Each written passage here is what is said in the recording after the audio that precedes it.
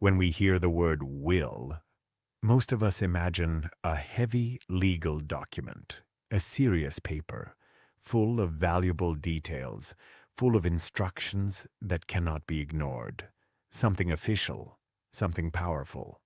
But let me ask you something. Do you know the strange things people actually put in their wills? I'm not a lawyer. I'm just an old man, 87 years old. My name is Walter. I live in Portland.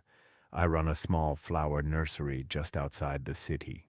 I sell roses, tulips, lilies, flowers for weddings, birthdays, celebrations, and sometimes funerals.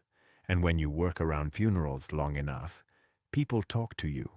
Old customers talk to me about their families, about regrets, about inheritance, about wills. Over the years, I've heard about many wills. Sometimes people bring them up in conversation. Sometimes they tell stories about what happened after someone passed away. And I've noticed something painful.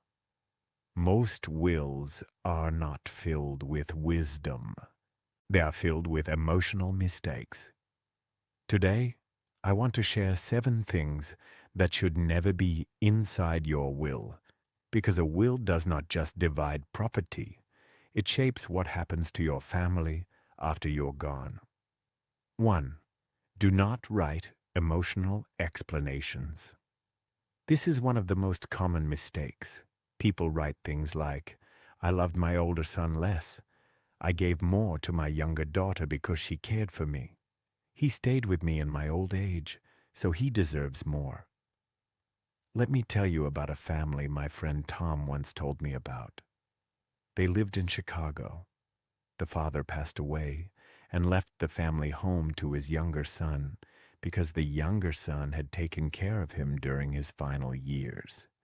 Inside the will, he wrote, I'm giving the house to my younger son because he loved me more and cared for me the most.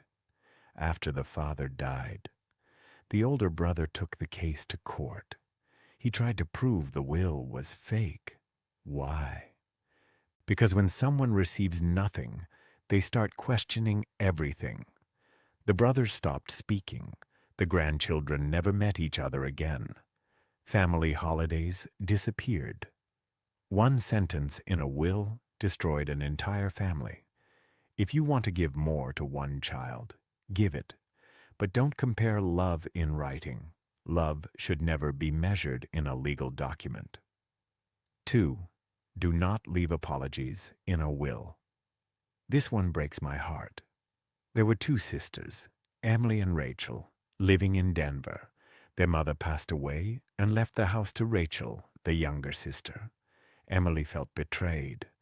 They stopped speaking for 50 years, 50 years of silence.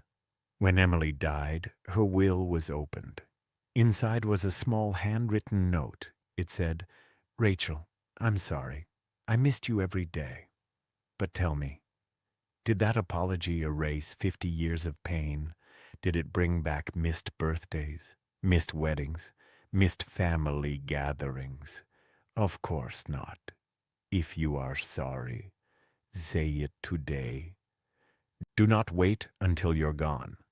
Pick up the phone, drive to their house, knock on the door. A will cannot repair lost time. 3. Do not control the living with conditions. Some people try to control their families even after they're gone.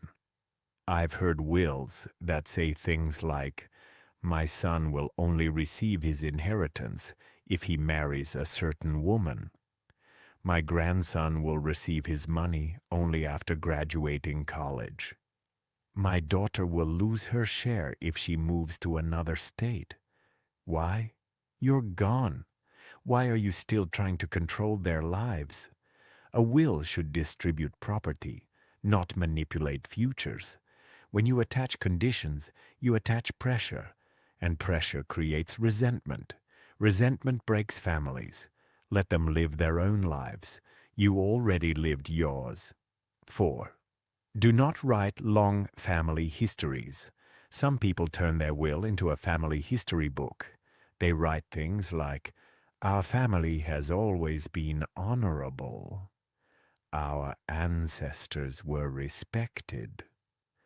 Our family legacy must continue." Let me tell you something gently. After you pass away, your children are not thinking about your great-grandfather. They are thinking about you. Were you kind? Were you present? Did you listen? They remember dinners at the table, not paragraphs about family history. Your will is not a biography.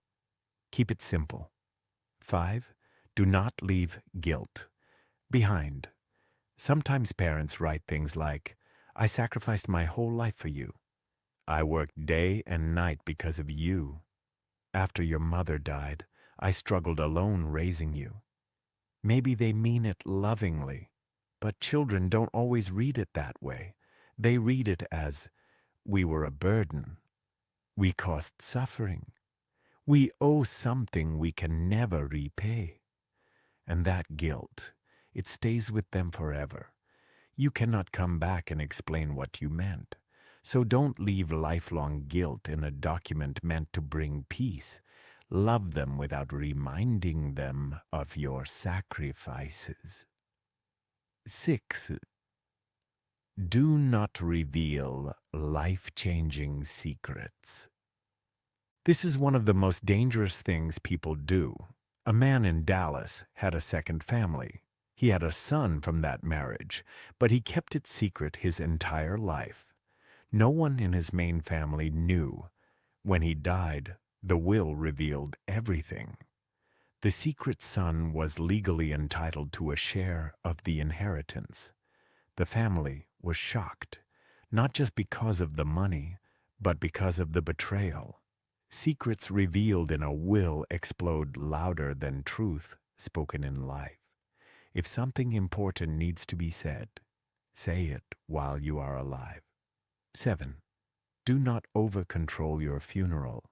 I once heard about a man who wrote an entire paragraph about his funeral, which cemetery he wanted, what songs should be played, what type of wood his coffin should be made from, even what colors people should wear. Let me ask you something. Why? Funerals are for the living, not for the dead. Your family will be the ones grieving. Let them choose what brings them comfort. What a will should really be. A will is a sensitive document. It should be simple, clear, calm. It should not carry your anger, not your regrets, not your guilt. If you want to leave something meaningful, leave unity, leave forgiveness, leave clarity, leave love. You have two kinds of inheritance in life, money and memory. Money divides, memory binds. I'm just an old flower seller. I've seen people buy roses for weddings, and sometimes the same families return months later to buy white lilies for funerals. Life is shorter than we think. Don't let your final message become the reason your children stop speaking to each other. Build a family. Don't divide one. And if there's something in your heart today, don't write it in your will. Say it now, before someone else is buying flowers for you.